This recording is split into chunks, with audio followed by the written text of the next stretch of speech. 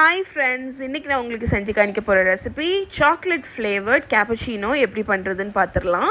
So first வந்து இந்த கேப்புச்சினோக்கு தேவையான காஃபியை வந்து கிரைண்ட் பண்ணிடலாம். நான் என்னோடய Agaro coffee grinder, electric coffee grinder தான் யூஸ் பண்ணுறேன். இதோட லிங்க் வந்து கீழே டிஸ்கிரிப்ஷனில் கொடுக்குறேன். நீங்கள் பீன்ஸை மேலே ஃபீட் பண்ணணும், உங்களுக்கு எந்த கிரைண்ட் எவ்வளோ சைஸில் வேணுமோ அதை அட்ஜஸ்ட் பண்ணிவிட்டு நீங்கள் கிரைண்ட் பண்ணிக்கலாம். நான் எஸ்ப்ரெஸோ மிஷினுக்கு தக்கன கிரைண்ட் பண்ணியிருக்கேன். ஒரு பட்டன் அமுக்குனா போதும், உங்களுக்கு ஃப்ரெஷ்ஷான கிரவுண்ட் காஃபி கிடச்சிடும். ஸோ இப்போ இந்த காஃபியை நம்மளோட எஸ்ப்ரெஸோ மிஷினோட அந்த ஃபீடரில் வச்சு நம்ம எஸ்ப்ரெஸோ மிஷினில் லாக் பண்ணிடலாம். என்னோடது அகாரோ எஸ்ப்ரெஸோ மிஷின். இதோட ப்ராடக்டோட லிங்க்குமே நான் கீழே டிஸ்கிரிப்ஷனில் கொடுத்துருக்கேன், செக் பண்ணுங்கள். எஸ்ப்ரெஸோ மிஷின் ஆன் பண்ணிவிட்டு நம்ம எந்த கப்பில் வந்து சர்வ் பண்ண போகிறோமோ அதில் ஒரு டேபிள் ஸ்பூன் சாக்லேட் யூஸ் பண்ணிக்கோங்க. நல்ல குட் குவாலிட்டி சாக்லேட் ஆட் பண்ணிக்கோங்க. அதில் நம்மளோட காஃபியை வந்து நம்ம எக்ஸ்ட்ராக்ட் பண்ண போகிறோம். ஸோ ஒரு ஷாட் எஸ்ப்ரெஸோ எடுத்துக்கோங்க. அந்த ஹாட் எஸ்ப்ரெஸோலேயே அந்த சாக்லேட் வந்து மெல்ட் ஆகிடும்.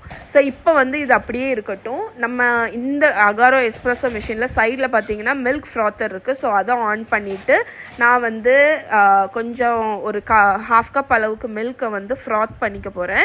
ஸோ நீங்கள் வந்து அந்த சுத்தக்கூடிய டயலை வந்து நீங்கள் திருப்பி நீங்கள் எந்த அளவுக்கு உங்களுக்கு மில்க் வந்து ஸ்டீம் ஆகணுமோ அந்த அளவுக்கு நீங்கள் ஃப்ராத் பண்ணி எடுத்துக்கலாம்.